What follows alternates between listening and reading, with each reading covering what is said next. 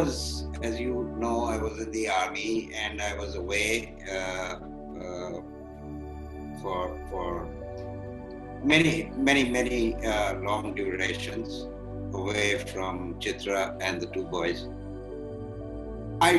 To be very frank, Chitra is the parent. To be very frank, Chitra has been the parent. You know, with my mother, she was our refuge. In many ways, I don't know if it's fair to say, but it was more like we had one parent. That was my mom. We were too afraid of our father to really do it. Let me speak for myself. I was too afraid of my father. Really to be able to, in those young kind of days, in that childhood days, to develop a very real relationship with him. Whereas with my mother, our relationship was just very, very deep. I mean, she was in many ways everything to us, and she was a fabulous mother, really. That whatever I do, I just put my 200% in that. So when, for me, my home, my husband, my children, they were my religion. Ever since I was young, I've always been closest to my mother. My mother had dedicated her life in her role of being a mother, and it seemed that my entire world revolved around her. We did have some arguments and disagreements when I was a child, but never once did I ever doubt the infinite love we had for each other. Our relationship suffered when I was sent to boarding school, and that was the first time I was exposed to violence and ragging, which being sheltered and protected at home, I had absolutely no idea existed. So when I did return, I had in a large part lost faith that my mother would protect me or help me. But over the years, we worked on building our relationship back, and we are now in a space where there is infinite love and understanding, and I am eternally grateful for all that my mother has taught me and for being there for me at all times, which has made me the person that I am today.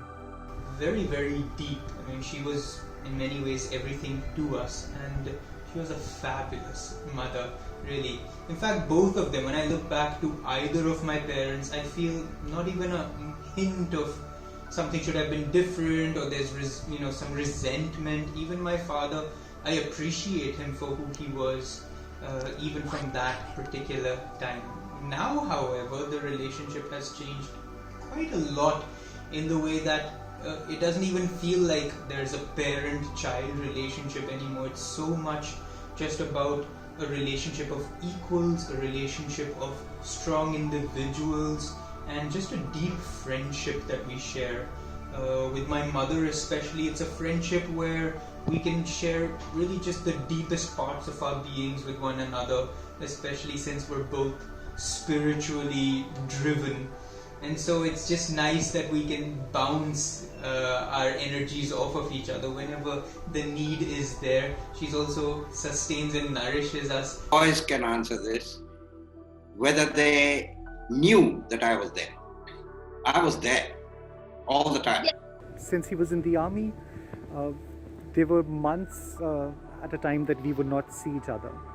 And at some level, I believe I was even afraid of him, though I now realize there was absolutely no need to be. He was the most fun father ever. He would introduce us to great movies, culture, art, music, travel. He helped in developing my sense of wonder and awe for nature. I even attribute my sense of humor to him. And we grew much closer once I grew into an adult, and our relationship now has really blossomed, where I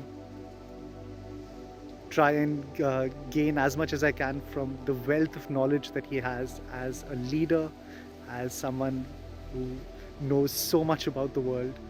So I'm truly and eternally grateful to having such wonderful parents to guide me. With my father now, I really enjoy his presence in many ways, because he's just, one I love about him, which I think I have taken a lot from him, is his humor.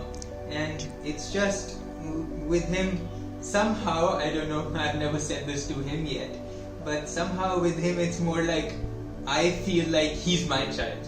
It's almost like I feel like I need to be taking care of him a little bit. But however, I think we're very fortunate with the parents that we have, because they're just fine, fabulous individuals, have given us such a wonderful example, and they're so different in so many ways, yet you can relate to them, you can love them, you can connect with them just as easily, as openly as you're connecting with your own best friends. So I think that's really just been a very wonderful transition and a relationship that's grown towards a divine friendship more than anything else. Credit to her more than me, because she's such a wonderful person. She's brought so much, from day one. One thing I noticed, whenever she will talk about Shurjo, she will say our Shurjo. So it's a blessing that she is in our lives, My relationship with Chitra and Somnath is one of deep friendship. With Chitra, it's like we speak the same language, especially when it comes to feelings and emotions. We just understand each other intuitively so well. I have felt in all these years since I married Shurjo, she has always been there, but never imposing herself, not even really advising, but always available if, we thought we could, ask her something, then she would, give her point of view. But more than that, I have felt her nourishment. She was always there. If I needed anything, I knew I could count on her, and this has been a wonderful,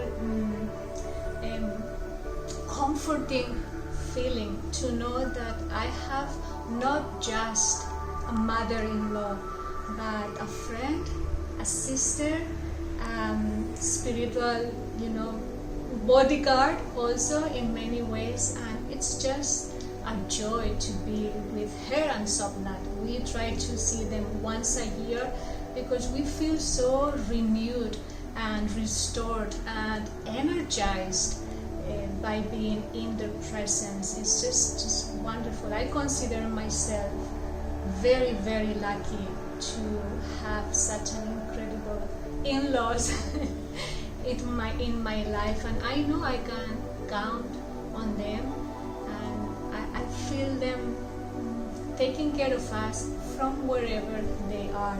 And Somnath also has a very interesting personality because he keeps himself a little bit distant, but that distance is not cold. I know he's there, and I can feel his energy, always embracing, supporting, and encouraging too in his own way to whatever Shurjo and I are doing.